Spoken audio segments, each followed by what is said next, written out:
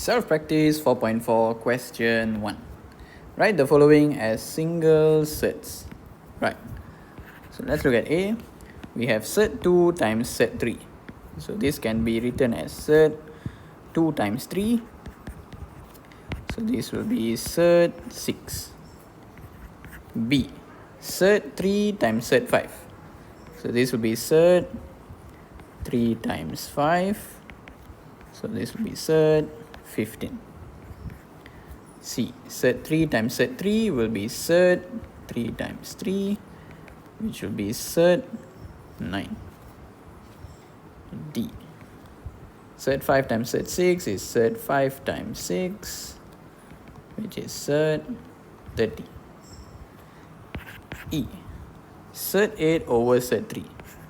So this can be written as surd 8 over 3. F. Surd 18 over 3 is surd 6, because 18 divided by 3 is 6. G. Surd 20 over 5. So this is surd 4.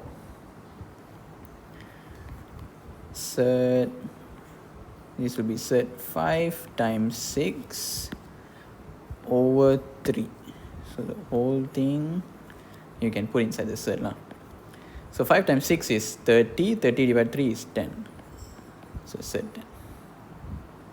Done. That's it.